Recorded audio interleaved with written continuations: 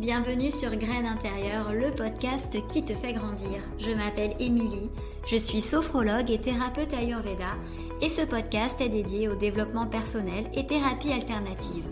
Tu te sens coincé, fatigué ou que tout simplement tu as envie de grandir, alors ce podcast est fait pour toi. Chaque mardi, nous aborderons ensemble des thématiques de développement personnel, de thérapie alternative pour t'accompagner à faire germer tes graines intérieures et te permettre de t'épanouir au quotidien. Ce podcast est composé d'interviews, de sujets variés, mais pas que, puisque je te proposerai ponctuellement de te faire vivre quelques séances de sophrologie. Bonjour et bienvenue sur ce nouvel épisode de Graines Intérieures. Je vous remercie d'être encore présent avec nous aujourd'hui et si ce n'est pas déjà fait, je vous propose de vous abonner à ce podcast si bien sûr les thèmes vous plaisent et de cocher les 5 petites étoiles à la fin de votre écoute pour nous permettre d'avancer. C'est la meilleure façon de nous soutenir. J'ai l'immense plaisir de recevoir aujourd'hui Riccardo Martuzzo, qui est mon ami et collaborateur au sein de notre centre Happy Holistic and Home à Rennes. Riccardo est professeur de yoga, mais un yoga un peu différent de ce que l'on a l'habitude de rencontrer, puisqu'il s'agit du Lujong. Bonjour Riccardo. Bonjour Émilie. Merci d'être là avec moi aujourd'hui pour cet épisode. Merci à toi de m'avoir invité. Alors, si tu veux bien, j'aimerais juste que tu nous racontes un petit peu qui tu es et puis surtout que tu nous expliques ce qu'est le Lujong. Je m'appelle Riccardo, donc je viens du Brésil. Je suis en France depuis 2001 et j'ai commencé à pratiquer le Lujong depuis 2018. Et j'ai commencé à enseigner le Lujong vers fin 2019. D'accord. Donc ça fait à peu près 2 ans, 2 ans à peu près que j'enseigne le Lujong. Alors Riccardo, ma toute première question, c'est déjà de savoir ce qu'est le Lujong, parce que je suis persuadée que la plupart des gens ignorent totalement cette discipline. Aurais-tu la gentillesse de nous expliquer en quoi ça consiste? Qu'est-ce que ça fait? Donc effectivement, le Lujong, il n'est pas encore très connu en France ni dans l'Occident. C'est une pratique qui est arrivée en Occident il y a à peu près les années 2010, en fait, j'ai envie de dire vers 2015-2016. Ouais, c'est super récent en fait. Oui, c'est très récent. Donc ça fait pas très longtemps. Et elle apprend ses origines au Tibet. Donc ses origines remontent à peu près à 8000 ans. C'est plus vieux que l'Ayurveda. Voilà, c'est très ancien, c'est très ancien. Et c'est intéressant dans les Lujong il va prendre racine dans une tradition, dans une religion qui s'appelle Bon. C'est une religion c'est une religion tibétaine qui existe toujours au Tibet avant l'arrivée du bouddhisme. D'accord. Cette religion-là, elle était là avant l'arrivée du bouddhisme. Donc les Lujong, ils prennent racine déjà, les prémices de Lujong commencent avec cette religion-là, avec les bonnes, avec cette philosophie de vie. Donc on peut dire qu'au départ, ce sont des ermites, ce sont des sages, des hommes sages. Après, par la suite, il y a eu aussi des femmes qui se sont isolées dans des montagnes. Au départ, ils avaient une pratique de méditation. Ils avaient déjà une conscience du souffle. Ils avaient déjà une conscience d'une position, qui est la position assise, qu'on appelle la position du Vajra, qui autrement, dans le yoga indien, on appelle la position du lotus. C'était une position propice pour la méditation et qu'à travers cette position et à travers une façon de respirer précise, ils pouvaient atteindre des états de méditation très profondes. Alors toi, tu es également accompagnateur et facilitateur de souffle. Oui, tout à fait. C'est ça. Le breathwork, ouais. Est-ce qu'on peut dire que ta pratique du Lujong a influencé cette volonté d'être facilitateur de souffle ou c'est plutôt dans l'autre sens? J'ai envie de dire que c'est dans l'autre sens. Au départ, j'ai commencé avec une pratique de breathwork, donc de rebirth en fait. C'est une pratique de respiration consciente. Et donc c'est un travail corporel, c'est un travail psycho-corporel. On vient en quelque sorte, on vient interroger le corps. Et suite à ça, pendant mes ateliers, j'ai cherché aussi un complément à la respiration, c'est déjà quelque chose d'énorme, c'est vraiment quelque chose de très bien. Mais j'ai cherché aussi, par la suite, un travail corporel aussi, qu'on pouvait faire, qui englobe aussi la respiration, mais qu'il a aussi plutôt un mouvement du corps. Et là, j'ai commencé à chercher. J'avais déjà eu l'opportunité de travailler avec du yoga indien. Mais comme je pratique déjà, je suis un pratiquant aussi du bouddhisme tibétain, j'ai cherché quelque chose plutôt qui allait de pair avec la pratique que j'ai en fait, avec la pratique de bouddhisme tibétain. Et me voilà c'est dans un voyage que j'ai fait avec à Amsterdam que j'ai découvert cette pratique. Et suite à ça, j'ai pris contact avec Nanteng Mela. Nanteng Mela, c'est les sièges en fait. C'est un siège en fait de Tulku Lobsang. Donc Tulku Lobsang, c'est les moines, c'est les lamas qui ont amené cette pratique en Occident. Et suite à ça, j'ai pu faire la formation. J'ai commencé d'abord à faire quelques cours et ensuite j'ai fait la formation. Et si j'ai fait cette formation, c'est pour vraiment avoir un complément, même si c'est une pratique à part entière, mais c'est vraiment pour avoir un complément aussi de cette pratique de breathwork, cette pratique du rebirth. D'accord. Donc en fait, toi, plutôt ta démarche, elle est vraiment d'aller dans quelque chose de global. Donc on est dans la culture presque d'une thérapie holistique à travers toutes tes activités, aussi bien en professeur de Lujong qu'en facilitateur de souffle, mais aussi bien sur un parcours différent que tu engages maintenant avec la lithothérapie et la relaxologie. Oui, tout à fait. Je pense les centres, pour moi, vraiment, c'est les souffles en fait. C'est les souffles, c'est les ponts entre le corps et l'esprit. Donc, pour moi, c'est très important un travail corporel. Et c'est très intéressant aussi dans les Lujang, parce qu'au départ, j'ai commencé à dire que les Lujang, ils prennent racine dans cette religion qui s'appelle Bon.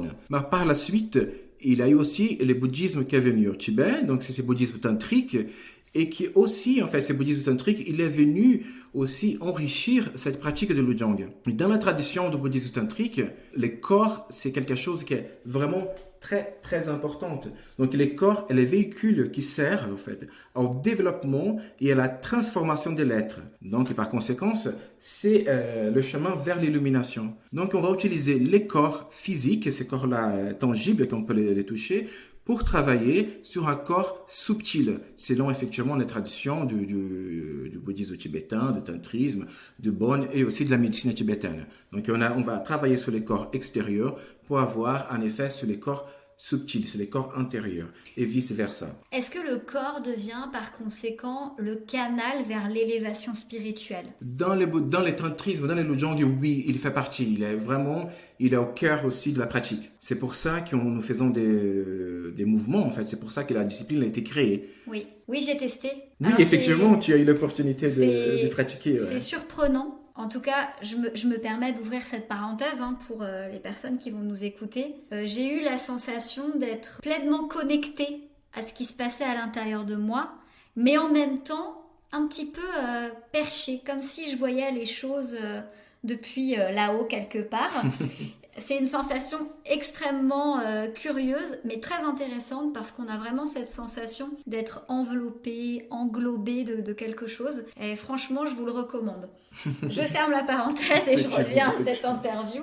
Donc, on parlait donc de corps comme le moyen d'atteindre cette élévation à travers le souffle. C'est ça. Donc, il y a une façon, j'imagine, d'induire le souffle. Oui, j'imagine pas, je le sais parce que je l'ai vécu pendant ton cours. Comment est-ce que ça se passe fondamentalement, physiologiquement? Qu'est-ce que ça amène dans ce corps tangible? Déjà, par rapport aux traditions, en fait, par rapport à cette culture de tantrisme, la philosophie du tantrisme tibétain, du bouddhisme tibétain, de Bon et de la médecine tibétaine, nous avons ces corps subtils, d'accord? Donc, il faut imaginer, donc nous avons ces corps, notre corps, qu'il a des veines. Dans les veines, il y a le sang, il y a la lymphe qui circule à l'intérieur, d'accord? Dans les corps subtils qu'on ne peut pas voir à l'œil nu, nous avons 72 000 canaux. Est-ce que ça correspond aux méridiens en médecine chinoise? J'ai envie de dire que oui, mais je ne suis pas très sûr encore. Voilà, je suis aussi un étudiant. Je garde toujours cette place d'étudiant. J'ai dit que les professeurs, c'est Tulku Lobsang et moi, je suis un instructeur. En tout cas, il y a ces 72 000 canaux qui sont dans ces corps, en fait, subtils. Et ces canaux-là, ils ont une couleur spéciale, c'est une couleur lumineuse. D'accord. D'accord. Et donc, ils sont creux à l'intérieur. Et à l'intérieur de ces canaux, il y a ce que nous appelons les lungs. D'accord. Les lungs, c'est un mot en tibétain qui ça veut dire les vents. D'accord. L'air. Autrement, oui, c'est l'air-là, mais c'est pas tout à fait. Dans ce l'air, il y a autre chose. Il y a ces lungs, qui est cette force vitale, qu'on appelle aussi la prana. Ah, ok. D'accord? Bon. Ça me parle mieux. Ça te parle mieux. Ben, voilà. Donc, quand on respire, en même temps, on va inspirer, en fait, ces lungs qui va venir circuler dans nos canaux. Et à travers les lujang, on va venir faire que ces canaux-là, on va les maintenir en bonne condition et faire que cette énergie-là, que ces lungs circulent harmonieusement dans les canaux. D'accord. Est-ce que c'est finalement la pratique de la circulation énergétique qui permet la guérison du corps? Oui, tout à fait. Tout à fait. D'accord. Ouais. Ok. Donc c'est remettre en mouvement finalement cette notion de vent dans les canaux pour que notre corps puisse se guérir. C'est ça? Oui, tout à fait. Le lujang. Oh, c'est passionnant, j'adore. C'est un yoga, on appelle des healing yoga, hein, un yoga des guérisons, pardon. Oui. Et en tout cas, on part du principe que si on travaille déjà sur les corps extérieurs, ces corps tangibles, pour avoir un effet sur les corps subtils, et donc tout ce qu'il y a dans les corps subtils, par conséquent, va avoir une incidence dans les corps physiques. Donc c'est pour ça l'importance de travailler énergétiquement, travailler les énergies subtiles et la bonne circulation dans les canaux. Alors si on parle de circulation énergétique, ça veut dire qu'il y a forcément une certaine façon de faire, peut-être un ordre dans le mouvement et dans la respiration. Alors si maintenant on parle respiration, je vais faire appel aussi à mon métier de sophrologue, où on va utiliser davantage la respiration contrôlée qui permet une meilleure conscientisation de ce souffle. Est-ce que dans ta pratique, il y a cette notion-là justement de contrôle de la respiration pour amener cette circulation? Oui, tout à fait. Je me permets d'abord d'expliquer pourquoi on contrôle les souffles. D'accord? Si tu es d'accord. Ah oui, bien sûr. Voilà. Vas-y. On a parti du principe, donc il a ces canaux, d'accord, ces canaux lumineux qui sont 72 000, qui se trouvent dans les corps subtils. Donc normalement, quand nous sommes nés, les énergies circulent harmonieusement à l'intérieur. Au fur et à mesure, dans notre quotidien, dans notre vie, avec des pensées, peut-être des pensées négatives, avec des choses qui mal comprises, un mauvais environnement, voilà, mauvais environnement, des accidents, des traumas, tout ça, l'énergie, elle rentre, mais c'est une énergie qui va rester figée. D'accord. Donc cette énergie, elle va rester stagnée dans les canaux. Et au fur et à mesure, l'accumulation des énergies figées vont faire que les canaux vont être bloqués. D'accord. Donc si un de ces canaux ou les canaux sont bloqués, c'est là qu'on part du principe. Donc voilà, s'il y a quelque chose dans les corps subtils, va avoir une conséquence dans les corps physiques. Ouais. C'est-à-dire que c'est les blocages d'énergie.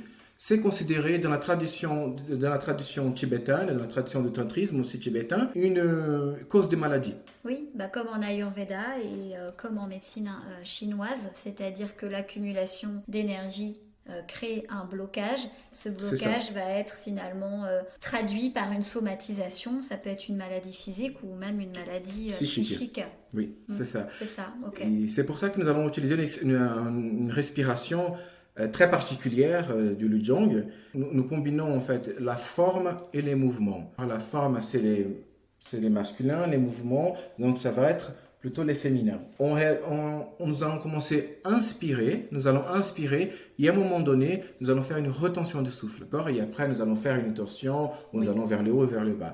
Et pourquoi nous faisons cette retention du souffle? Car c'est ces mouvements, en fait, c'est les mouvements qui est combiné avec cette respiration, qui va venir appuyer doucement dans des parties précises de notre corps, et surtout de notre corps subtil, qui va faire une légère pression, va venir déboucher, c'est les canaux. Avec cette respiration, on vient déboucher les canaux pour faire circuler l'énergie à nouveau dans le corps. Donc en gros, si je te suis bien, à l'inspiration, on va finalement se gorger d'un vent nouveau. Voilà, d'un lung.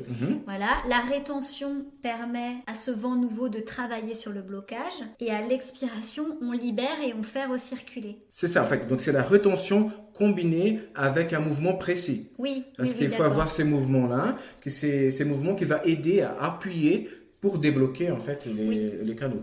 Oui, je me souviens, effectivement. Et là, donc effectivement, où on vient bloquer et... C'est ça. Et on expire, ouais, ok. Donc l'énergie elle va circuler à nouveau dans les canaux. Et après, ces énergies-là, effectivement, il y a ces énergies figées, elles vont circuler à nouveau à l'intérieur, mais elles vont se loger quelque part de notre corps. Physique? de notre corps subtil. De notre corps subtil, D'accord.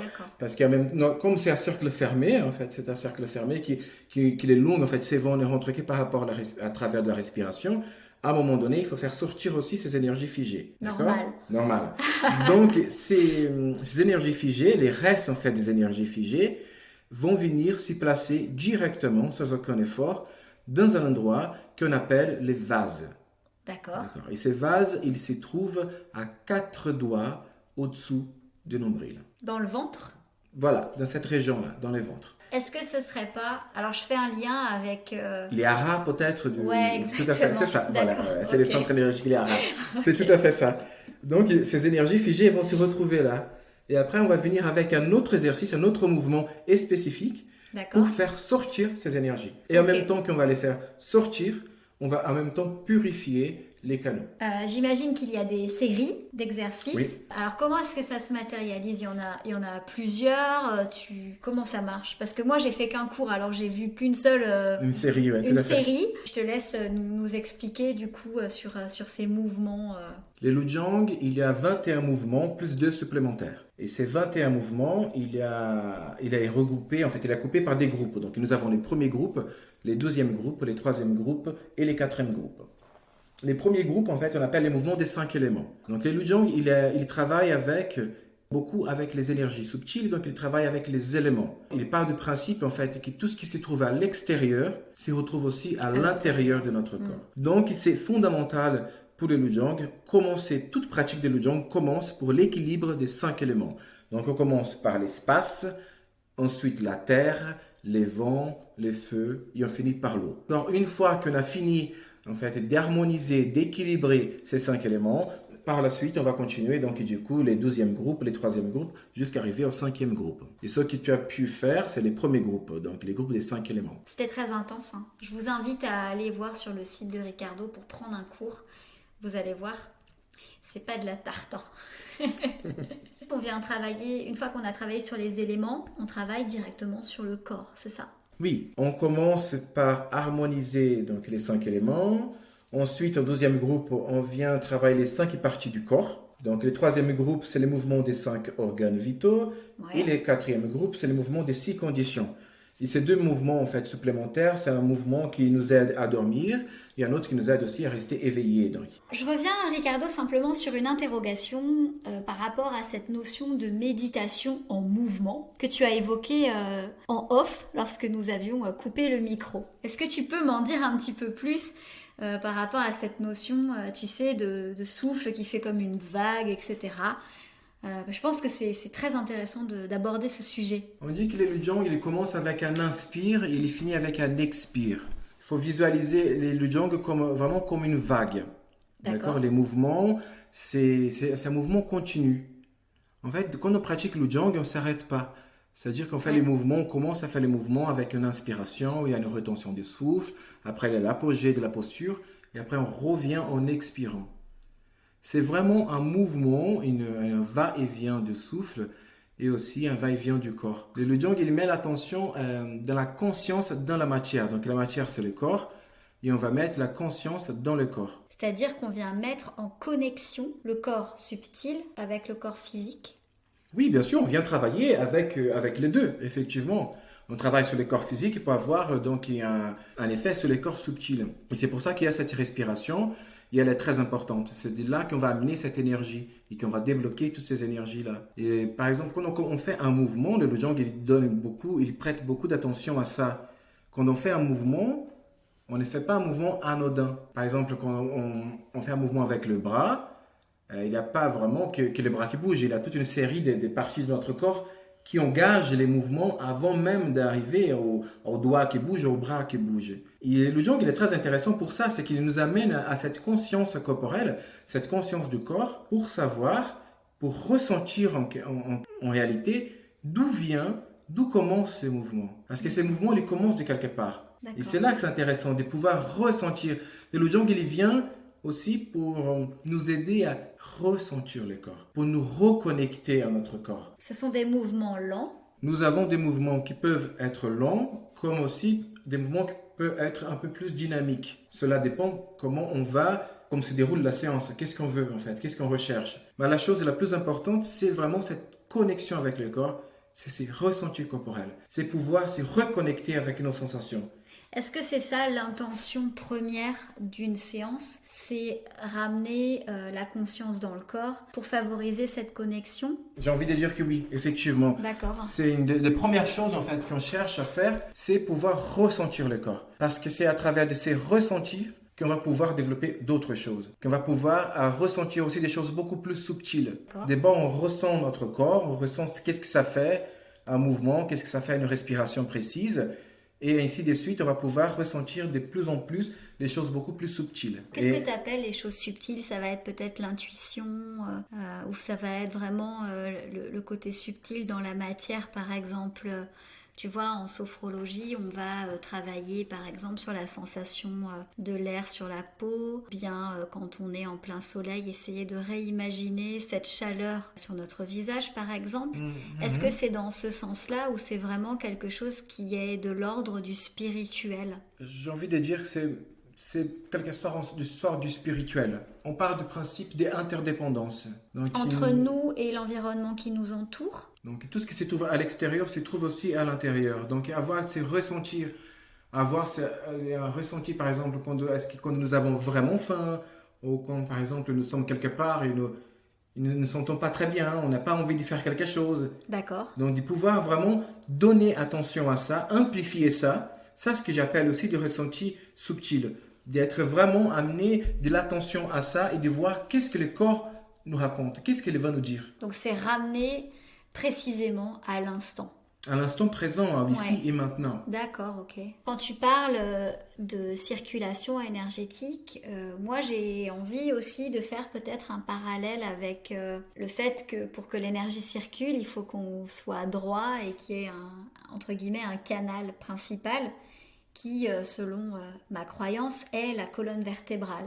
C'est vraiment l'épicentre de ce flux énergétique qui ensuite va être dispatché dans tout notre corps. Est-ce qu'il y a un lien dans le Lujong avec la colonne vertébrale? Absolument. Nous donnons une importance cruciale à la colonne vertébrale, car on appelle la boîte d'énergie. C'est là qui vient tout notre corps. Tout est lié avec la colonne vertébrale. Dans les mouvements de Lujong, tous les mouvements, on va garder le maximum qu'on peut possible la colonne vertébrale droite et la tête dans l'alignement de la colonne vertébrale. Parce qu'à travers la respiration et de ces mouvements de va et de vient et de la rétention de souffle, on va venir masser aussi la colonne vertébrale. Car dans la médecine tibétaine, chaque vertèbre correspond à un organe et une partie du corps. Donc, par exemple, les médecins tibétains disent que quand on a une douleur dans quelque part de la colonne vertébrale, nous pouvons identifier où on va avoir mal après, par exemple. Donc, c'est vraiment très important de venir nourrir cette colonne vertébrale et on va la nourrir à travers des mouvements, à travers une pratique régulière de Lujong, avec une bonne respiration. Et effectivement, ça va de pair avec une bonne alimentation, une bonne conduite, une bonne pensée, la façon d'être, tout ça. Et la façon qu'on est aussi envers nos prochains, envers l'environnement, envers tout ce qui est autour de nous. C'est vraiment très proche de l'Ayurveda. Oui, on est quand même juste à côté. Oui, on est juste à côté et c'est vrai quand tu parles d'environnement, ça résonne en fait avec la médecine ayurvédique puisque la notion d'interdépendance, elle est aussi là en Ayurveda puisque ce qui se passe à l'extérieur se retrouve aussi à l'intérieur de toi et on rééquilibre effectivement notre corps et notre esprit par le biais de l'alimentation, de la méditation, du yoga, du yoga indien, pour amener ce mouvement dans le corps et permettre l'élimination des mauvaises choses et le renouvellement aussi de cette énergie qui ne doit pas stagner. Est-ce que dans le Lujong, il y a la notion des chakras? Oui, nous avons cette notion aussi. Ouais. Par contre, dans le Lujong, nous allons utiliser basiquement les 5 chakras. Donc, on s'est dit déjà que 5 chakras, c'est bien. Donc, on va se concentrer déjà sur ces 5 chakras. Mais en même temps, il faut penser qu'il n'y a pas forcément que 7 chakras.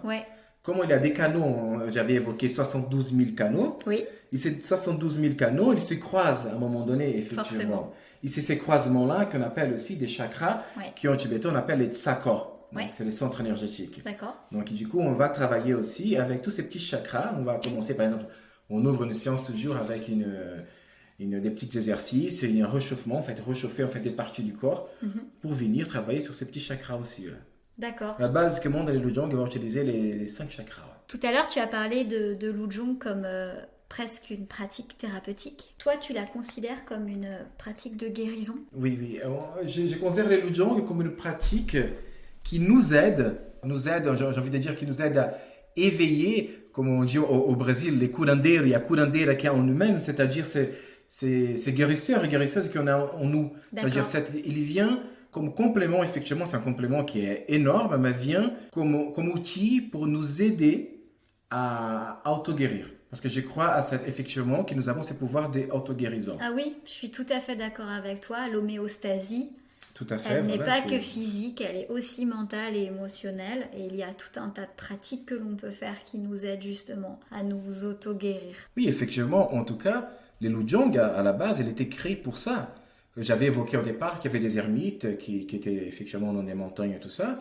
Ils étaient loin des médecins. Les médecins ne pouvaient pas venir à chaque fois qu'ils avaient un problème. Donc c'est ça qu'ils ont commencé à observer la nature. Ils ont commencé à observer tout ce qu'il y avait autour d'eux. Donc les animaux, tout ça. Ils ont commencé à développer une pratique corporelle pour venir s'auto-soigner. Donc on est vraiment, en tout cas les Lujong s'appelle le yoga tibétain, de healing yoga, Tibetan yoga. C'est vraiment un yoga de guérison qui va venir nous aider effectivement avec une bonne alimentation, avec une pratique quotidienne, avec des bonnes pensées, une guérison. Depuis que tu as commencé, toi, à pratiquer le Lujong, est-ce que tu as senti une vraie différence dans ta façon peut-être de ressentir les choses, de ressentir ton corps, d'être peut-être plus présent à toi? Oui, forcément. Alors, vous, les gens qui écoutez, vous ne voyez pas le regard plein d'amour pour cette pratique de Ricardo. Il est juste avec moi, je vois tout, c'est formidable. J'ai envie de dire que le Lujong m'a permis de faire une expérience autre que je n'avais pas pu faire avec d'autres méthodes. Ça ne veut pas dire que les autres méthodes ne sont pas bonnes, quoi que ce soit. On ne fait pas de jugement là-dessus. C'est pour ça qu'il existe plusieurs méthodes. C'est ça que c'est intéressant aussi, parce que chaque personne va s'adapter et s'approprie la méthode qu'il faut. Exactement. En tout cas, les Lujong m'a permis de faire une expérience, en tout cas avec mon corps, avec mon souffle, et aussi avec spirituellement, qui pour moi, c'est révolutionnaire. C'est toujours, à chaque jour que je pratique, à chaque fois, je suis toujours encore dans cette expérience. Pour moi, même si les mouvements, voilà, c'est vrai que quand on commence une pratique, les mouvements sont toujours les mêmes. Oui. On est d'accord? Souvent, les personnes se disent oui, mais c'est toujours les mêmes mouvements. Mais on ne les pratique pas de la même façon.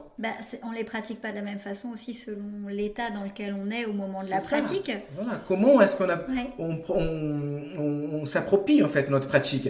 Effectivement, les mouvements, ils sont codifiés d'une façon, mais la façon qu'on vit en fait les mouvements, l'intention qu'on met dans ces mouvements-là, elle est différente. Et c'est ça qui est vraiment très intéressant dans une pratique, dans une discipline telle que le yoga.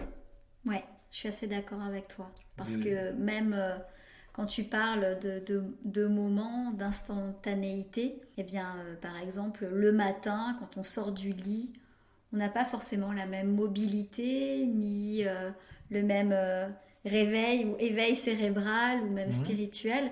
Et la pratique, même si le mouvement il est sensiblement le même, c'est le ressenti au moment de la pratique qui va être très différent. Tout à fait, oui. Tu es d'accord avec ça? Oui, absolument. C'est vrai que quand on se réveille, on n'a pas la même personne au midi, ni au soir, ni dans la nuit. Effectivement, on a des moments différents. Et c'est ça aussi le yoga. C'est cette pratique de Lujong amène aussi une transformation, une mutation, parce que nous sommes des êtres qui sont en pleine mutation, en pleine transformation. Et c'est ça aussi que c'est la beauté d'une pratique et de sa discipline. Et un tas d'autres aussi disciplines qui nous permet d'aller vers une transformation en profondeur, j'ai envie de dire. C'est vraiment une transformation en profondeur. Il s'y fait effectivement à fur et à mesure. Hein. Oui, évidemment, on ne devient pas champion de Lujong. Non, voilà. Quoi qu'en même temps qu'on commence à pratiquer, on peut déjà ressentir des choses. Oui. On peut ressentir déjà des choses du quotidien qui changent. Quand on commence justement le Lujong, est-ce qu'il y a des prérequis? Tu vois, par exemple, voilà, toi et moi, on fait du yoga, c'est quelque chose qui fait sens parce que ça fait partie de notre quotidien, mais une personne lambda qui n'a jamais fait ni yoga, ni méditation, qui n'a aucune connaissance ou information sur le sujet, est-ce qu'elle peut tenter le Lujong? Et est-ce que ça va pas être une souffrance pour elle de respirer comme ça aussi profondément. Non, au contraire, j'ai envie de dire que tant mieux. Ouais. Si la personne elle vient en quelque sorte vierge d'autres pratiques, c'est encore mieux. C'est vrai que nous avons ici en Occident, nous avons l'idée déjà, une idée construite. Qu'est-ce que c'est yoga? Déjà, il faut pas parler de un yoga, il faut parler des yogas. Oui, Il y en a plusieurs. Et après, il n'y a pas forcément que des yogas qui utilisent les corps autant qu'en mouvement. Il y a aussi un yoga dévotionnel. Bon, il y en a un tas d'autres. Et ça, c'est très bien. Si la personne elle connaît rien du tout, c'est encore mieux. Comme ça, elle n'a pas forcément cette construction qui est déjà faite. Mm-hmm. Donc, la personne va pouvoir commencer et s'y lancer dans ces voyages sans avoir déjà un prérequis des choses. Oui, ou un préjugé. Ouais. Un préjugé. Ouais. Ouais. Alors, Ricardo, toi, par ces temps de Covid, comment est-ce que tu fais pour donner tes cours? Bon, au départ, j'essaye déjà de pratiquer pour maintenir une bonne santé. Ouais. Ça, c'est essentiel. Et c'est vrai que maintenant, j'ai commencé, là, c'est très récent que j'ai commencé à donner des cours en ligne. Ouais. D'accord. C'est tout nouveau aussi pour moi. C'est tout nouveau pour toi aussi. Ouais. Alors, on se rejoint sur ce préjugé que l'on pouvait avoir oui. quant à la téléconsultation. Mais finalement, ça se fait. Hein. On est d'accord avec ça. Ça se fait. C'est vrai que j'ai fait déjà pour d'autres choses. Par exemple, pour les breathwork, pour la respiration, j'ai fait. Ça se passe très bien. Pour la relaxation aussi, ça se passe aussi très bien. Et c'est vrai que le yoga, j'avais un peu de réticence. Je me suis dit, comment ça va se passer? Est-ce que je vais pouvoir bien coacher en fait en quelque sorte la personne aussi, bien voir les mouvements, bien faire attention à la respiration, tout ça. Et ça se passe très bien. Mais ouais, je pense que c'est le moment de commencer aussi à ouvrir le chemin des possibles. Le chemin des possibilités. Quels sont tes projets pour cette année 2021? On est au début, alors on a le droit d'avoir des projets, même si bon, c'est un peu compliqué de se projeter, mais comment est-ce que tu vois les choses? Qu'est-ce que tu as envie de mettre en place? Les Lujong, divulguer les yogas. C'est yoga tibétain qui n'est vraiment pas très connu en France, c'est pas très connu en Occident, là je me répète. Et c'est vrai, donc j'ai envie vraiment de partager ça, car je trouve que c'est une pratique qui est merveilleuse et qui m'y fait un bien phénoménal. Et je pense que ça peut aussi, je suis persuadé que ça peut faire du bien aussi à beaucoup de monde. Il n'y a pas d'âge en fait pour commencer à pratiquer les Lujong, on peut faire de 10 ans, 5 ans, jusqu'à 80 ans. Donc, c'est vrai que tu travailles avec des seniors à un moment donné. Oui, j'ai fait des yogas, un groupe des seniors, et ça se passait très bien aussi. Ouais. C'était très bien accueilli parmi ces personnes-là, car nous sommes quand même dans des mouvements qui sont assez doux. Oui. C'est la respiration qui est un petit peu plus forte, pas forte dans le sens, il a cette rétention-là des souffles, mais autrement, c'est accessible à tout le monde. Donc c'est ça, je crois que le projet, c'est continuer à étudier. Donc, je continue à étudier auprès d'études Kolopsang. J'ai fait des retraites toujours auprès de ces maîtres-là qui nous ont amené le Lujong en Occident. Je continue à étudier, je continue à pratiquer, je pratique d'autres choses aussi. J'espère pouvoir continuer à faire des ateliers, que nous puissions travailler ensemble aussi, que nous puissions travailler ensemble. Ça va être bien, on a commencé avec les Covid, on était obligé d'arrêter. Effectivement. Pourquoi pas en été? Pourquoi pas cet été? Cet été, ça va ou même au printemps, parce que... On peut faire des ateliers dans mon jardin. Voilà, on croise les doigts, on voit des bonnes énergies. C'est ça, la pensée est la créatrice, donc du coup exactement, la pensée est créatrice, alors créons. Voilà, créons-nous. Super. En tout cas, Ricardo, je mettrai, si tu es d'accord, dans la description de cet épisode, un lien vers ton site internet, tes coordonnées, parce que maintenant... que tu es prêt et mûr pour les cours en ligne. Voilà. N'importe qui en France ou dans les pays francophones ou même au Brésil, vous pouvez prendre un cours avec Ricardo. Je vous promets que vous ne serez pas déçus et je te remercie de cet échange très riche.